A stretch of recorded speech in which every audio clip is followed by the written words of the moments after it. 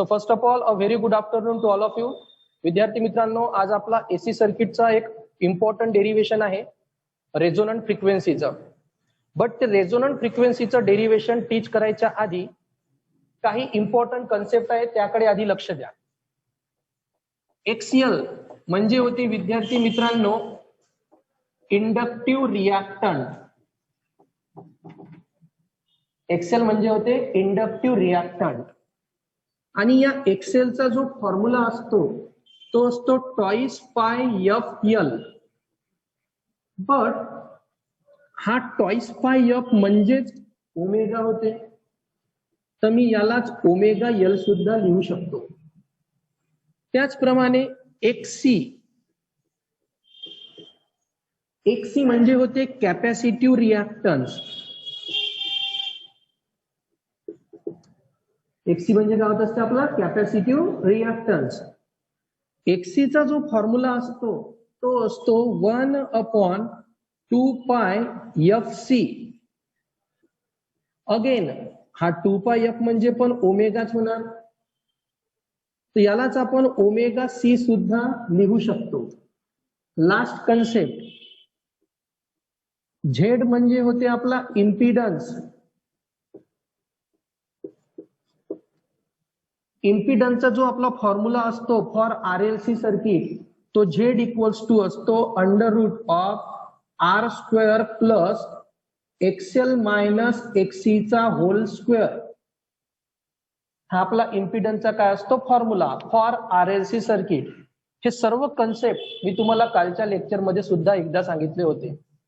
आज पुन्हा यासाठी सांगितले कारण याच कन्सेप्टवर डिपेंड आजचं आपलं डेरिव्हेशन आहे. Okay, so write down first question. What is series LCR resonant circuit?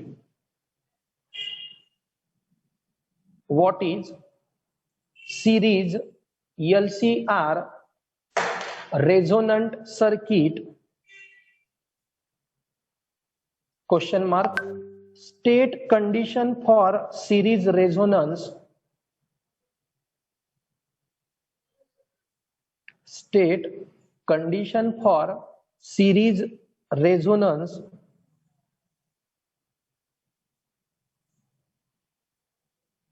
Full stop. Obtain an expression for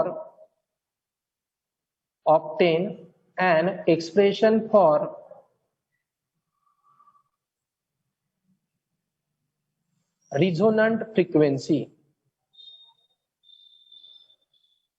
Obtain an expression for resonant frequency.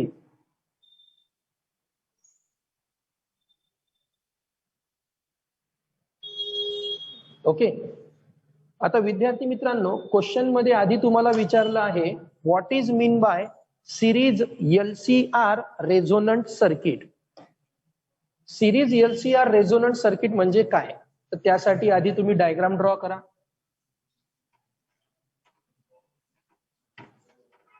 सोबत डायग्राम ड्रॉ करून टाका. LCR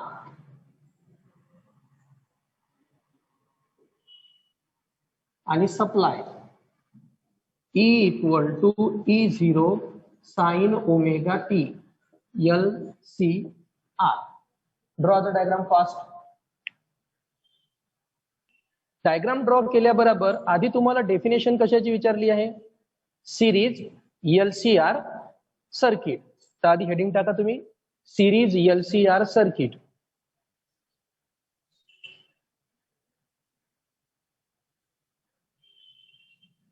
आणि या बोर्डकडे लक्ष द्या. सिरीज LCR सर्किट मध्येच काय आहे, तर L म्हणजे इंडक्टन्स, C म्हणजे कॅपॅसिटन्स आणि R म्हणजे resistance. A circuit in which inductance, capacitance and resistance are connected in series. ज्या सर्किट मध्ये इंडक्टन्स, कॅपॅसिटन्स आणि रेजिस्टन्स हा सिरीज मध्ये कनेक्ट केला असतो and the circuit admit.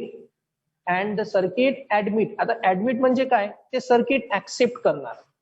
and the circuit admits maximum current. Corresponding to frequency of AC, आणि ते circuit maximum करंटला ऍक्सेप्ट करणार करस्पॉन्डिंग टू फ्रिक्वेन्सी. जेवढी आपली फ्रिक्वेन्सी असणार त्या फ्रिक्वेन्सी सोबत जेवढा करंट या सर्किट मधून फ्लो होणार त्या सगळ्या करंटला तो काय करणार, ऍक्सेप्ट. अशा सर्किटला म्हणतो आपण रेझोनंट सर्किट. एकदा पुन्हा लक्ष द्या. A circuit in which inductance, capacitance and resistance are connected in series and the circuit admit maximum current, आणि ते जे सर्किट आहे ते काय ऍडमिट करणार, मॅक्झिमम करंटला ऍडमिट करणार करस्पॉन्डिंग टू फ्रिक्वेन्सी. फ्रिक्वेन्सीच्या रिलेटेड जो करंट फ्लो होणार त्या करंटला हे सर्किट काय करणार, admit. Okay, write down the definition. when inductance, capacitance and resistance are connected in series,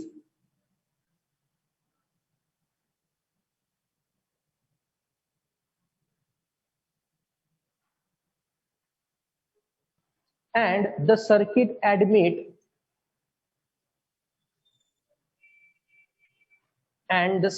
admit maximum current corresponding to the frequency of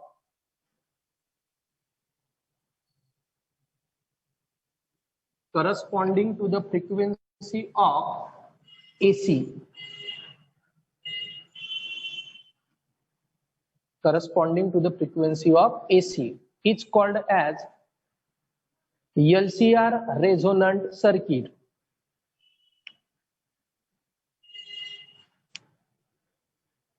Is called as LCR resonant circuit. त्यानंतर आता थोडं board कडे लक्ष द्या इकडे. For LCR circuit,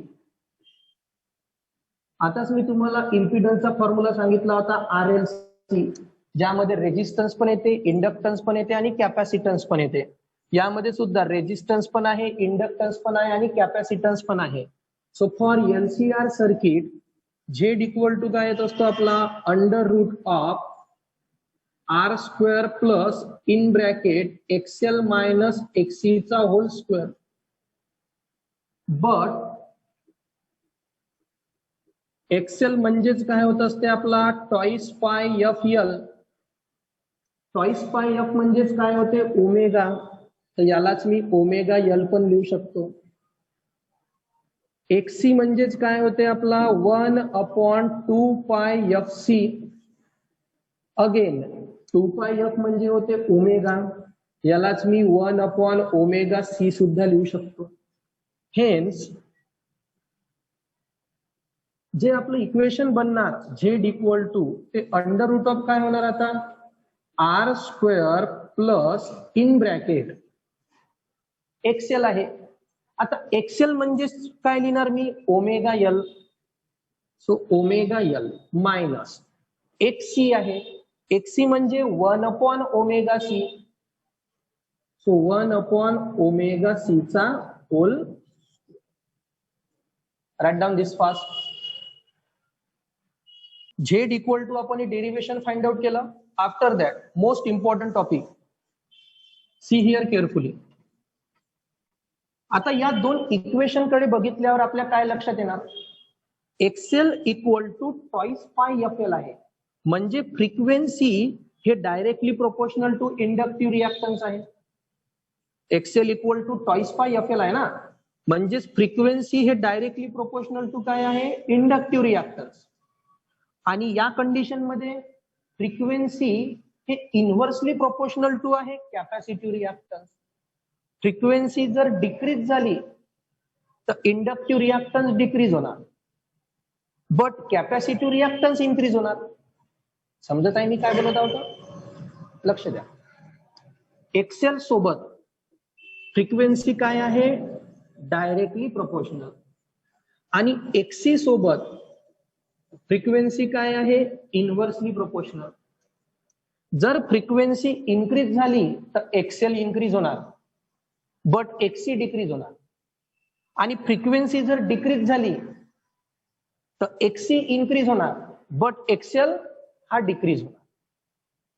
कारण Excel सोबत directly proportional आहे आणि एक्सी सोबत इनव्हर्सली प्रोपोर्शनल आहे. Write down. At a very low frequency, at a very low frequency, at a very low frequency, XL is negligible. At a very low frequency, XL is negligible. जर frequency एकदमच कमी असली तर Excel तर direct negligible होऊन जाणार, कारण तो डायरेक्टली प्रोपोर्शनल आहे. बट एक्सी इज व्हेरी हाय, बट एक्सी is very high.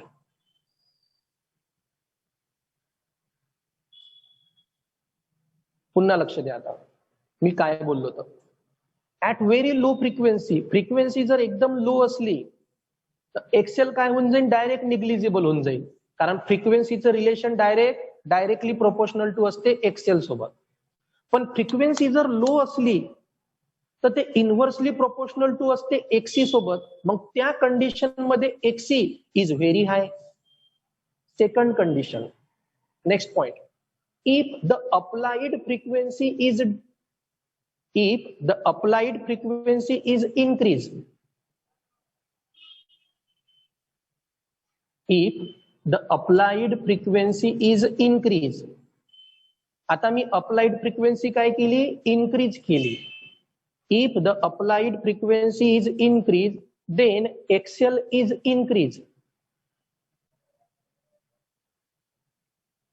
Then XL is increase. But आता इकडे लक्ष द्यायचा, फ्रिक्वेन्सी इन्क्रीज झाली तर एक्सेल इन्क्रीज झाला, बट एक्सी काय होणार आता, डिक्रीज.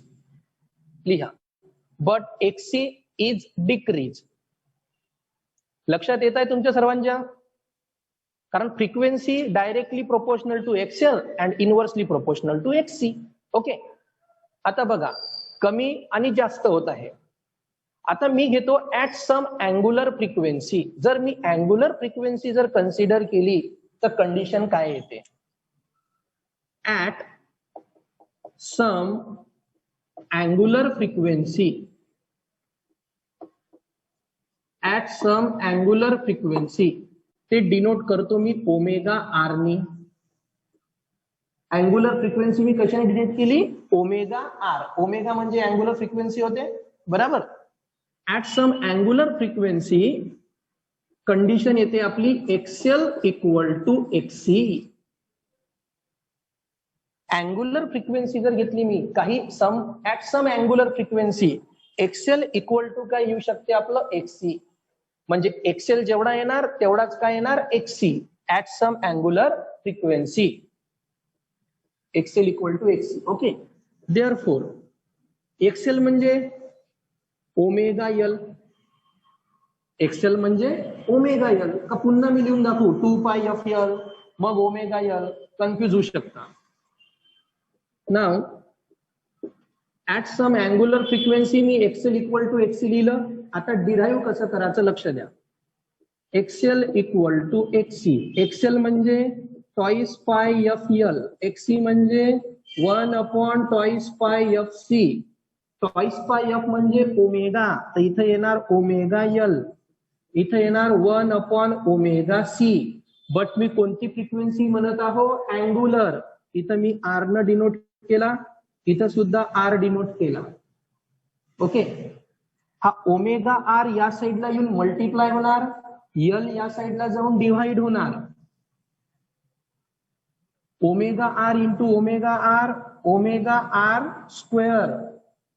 ओमेगा आर इकडे जाऊन मल्टिप्लाय होणार ना, omega R into omega R चा स्क्वेअर इक्वल टू यल इकडे जाऊन डिव्हाइड होणार, 1/LC. यल डिवाइड झाला, ओमेगा आर मल्टिप्लाय झाला. आता ओमेगा म्हणजे टॉइस पाय एफ, ओमेगा म्हणजे टॉइस पाय एफ. आर जसच्या तसा म्हणजेच टॉईस पाय एफ आर.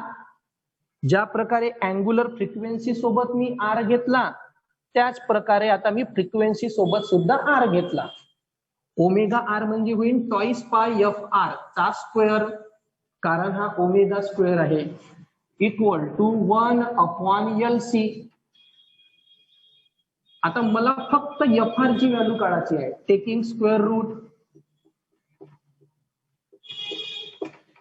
स्क्वेअर रूट हा होणार टॉईस पाय एफ आर, हा होणार 1/√LC.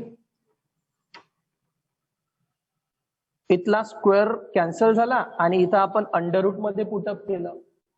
आता हा जो टॉईस पाय आहे या साईडला जाऊन पुन्हा डिवाइड होणार, तर एफ आर इक्वल टू काय येणार 1/2 पाय √LC. आणि हेच झालं विद्यार्थी मित्रांनो रेझोनंट फ्रिक्वेन्सीचं डेरिव्हेशन. एफ म्हणजे फक्त frequency, but R stand for resonant frequency. मग रेझोनंट फ्रिक्वेन्सी आपल्याला केव्हा भेटणार, जेव्हा कंडिशन काय राहणार XL इक्वल टू XC. हे लक्षात ठेवायचं. जेव्हा आपण यावरचे प्रॉब्लेम घेऊ, प्रॉब्लेम घेत असताना जर प्रॉब्लेम मध्ये तुम्हाला रेझोनंट असा शब्द दिसला, रेझोनंट शब्द दिसल्याबरोबर पहिली कंडिशन लक्षात ठेवायची XL equal to XC. Okay, write down this derivation.